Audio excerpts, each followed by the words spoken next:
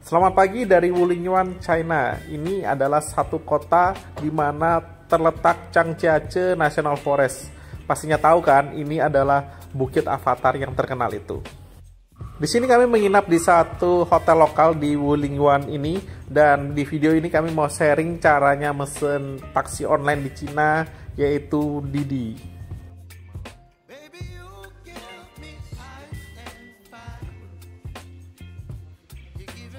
Jam 9:04 kita kembali ke National Forest hari ini karena Tianze Mountain kemarin nggak sempat. Untuk memesan Didi ada di dua aplikasi, yaitu Alipay dan WeChat Pay. Nah, ini adalah cara untuk memesan Didi di Alipay terlebih dahulu. Teman-teman bisa pergi ke menu, di sini ada mini app-nya, lambangnya seperti orange ini, dan huruf D yang kebalik ke bawah itu adalah mesan Didi. Tinggal teman-teman masuk ke mini app-nya, nanti teman-teman ada di titik di mana teman-teman berada dan tinggal ketik aja teman-teman mau ke arah mana. Di sini juga ada translatean yang bisa menentukan pakai mentranslate dari bahasa atau tulisan China ke bahasa Inggris. Pilihan kendaraannya juga sama seperti di tanah air. Ada pilihan kendaraan yang hemat, ada pilihan kendaraan yang normal dan juga yang premium. Untuk melihat daftar transaksi kita bisa mengklik menu message di bawah. Kemudian di sini tercantum adalah penggunaan kita selama pemakaian dengan Alipay, pembayaran dengan Alipay ini. Ini contohnya Didi, Popmart, ini menggunakan pembayaran via Alipay dengan cara mentautkan kartu debit maupun kartu kredit kita ke dalam aplikasi. Harus berlogo Visa dan Master ya. Selain Alipay, kita juga bisa menggunakan aplikasi WeChat. Nah, WeChat ini kita bisa masuk ke dalam WeChat dulu. Kemudian kita akan pilih Mi. Di sini akan ada pilihan lagi menu Pay and Services. Di Pay and Services ini kita akan bisa scroll ke bawah. Di situ ada Transportation. Nah, di situ ada lambang D kebalik, itu adalah Didi. Ini adalah lambang mini apps yang akan membawa kita ke aplikasi Didi atau taksi online di China. Dari pengalaman kami dalam menggunakan aplikasi Alipay dan WeChat, menurut kami pribadi Alipay lebih user friendly bagi orang Indonesia. Sedangkan WeChat sendiri untuk download saja agak susah karena harus ada rekomendasi dari orang yang sudah pernah menggunakan WeChat sebelumnya. Nah, bagi teman-teman lebih suka yang mana nih, Alipay atau pakai WeChat? Silahkan komen di kolom komentar. Oh ya, ada hal yang perlu diperhatikan dalam memesan Didi, terutama dalam hal membayar. Itu para driver ada yang nakal. Kemarin kami ngalaminya, jadi ditambahi biaya parkir tol seharga 50 yuan. Dan kita bisa komplain ke Didinya bahwa kita tidak mengalami hal tersebut. Jangan langsung diotorisasi, cek and recheck dulu biaya yang kita bayarkan berapa, sesuai dengan harga tarif di depan. Dari Changjiace National Forest ke hotel kami itu 6,9 yuan kemarin, tapi dicas ditambah 50 yuan lagi. Setelah komplain ke Didi, bisa pakai bahasa Inggris, translate juga ada di aplikasi dari bahasa Cina ke bahasa Inggris. Kemudian kita balas dengan bahasa Inggris, kemudian harga kembali ke 6,9 yuan. Baru kita otorisasi dengan memasukkan PIN. Jadi teman-teman yang naik Didi bisa cek lagi sebelum melakukan pembayaran, memasukkan PIN di Alipay atau di WeChat Pay-nya untuk memastikan harga yang dibayarkan sama dengan harga di awal, karena ada driver yang nakal yang menambahkan tambahan-tambahan biaya. Kalau kita tidak cross check, 50 yuan akan melayang kemarin. Oke, terima kasih. Otso, bukan Marsa and the Bear, Strawberry Bear. BYD.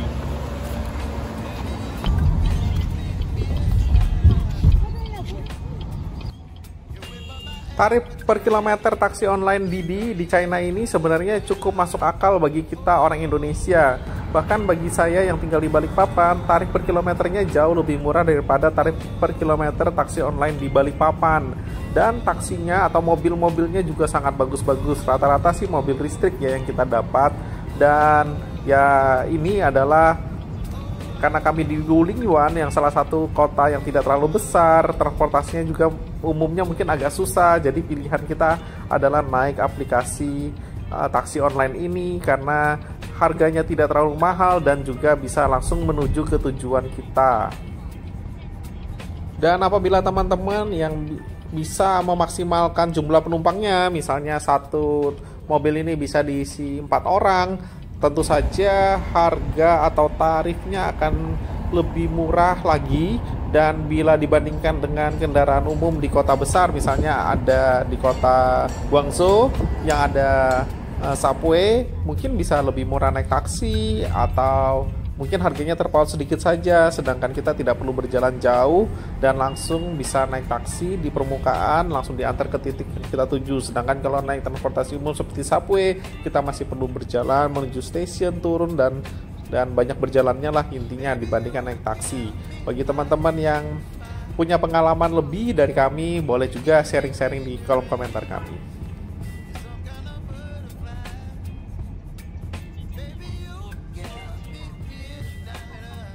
Perjalanan dengan taksi online tadi kurang lebih hanya 10 menit dari hotel kami. Kami memilih menginap di Yulingwan. Ini adalah kota kecil yang terletak di mana National Forest-nya berada. Teman-teman bisa tinggal di Changchachenya, tapi itu perjalanan dari Changchache ke National Forest ini masih memerlukan waktu 1 jam apabila naik taksi. Biayanya juga akan lumayan, jadi kami memilih supaya hemat waktu, lebih bisa banyak beristirahat. Walaupun pertimbangannya adalah malamnya akan lebih sepi ya, karena ini hanya kota kecil saja dibanding di Changchachenya. Oke, ini adalah sebenarnya hari kedua kami di Changchache National Forest. Kemarin kami sudah naik Bailong Elevator. Nanti kami akan share videonya tersendiri. Tapi ini kami mau menikmati naik cable car di antara bukit-bukit, yaitu bukit-bukit seperti di film Avatar yang terkenal itu. Ketika kita membeli Changchache National Forest, itu tiketnya berlaku 4 hari kalau tidak salah. Jadi kita bisa masuk berkali-kali. Dan National Forest ini sangat besar sekali dan itu tidak bisa dijelajahi 1 hari selesai karena jarak satu dengan yang lainnya juga sangat jauh. Ditambah lagi pengunjung domestik China ini sangat banyak, jadi kita juga kalau mau naik bis di dalam lingkup National Forest ini juga pasti akan antri dan banyak sekali turis yang berdesak-desakan. Nah, ini adalah kami mau menikmati cable car. Ini kami mau menikmati serasa seperti halnya Avatar. Kalau Avatar bisa naik naga, nah kita naik cable car aja ya. Oke, ikuti kami.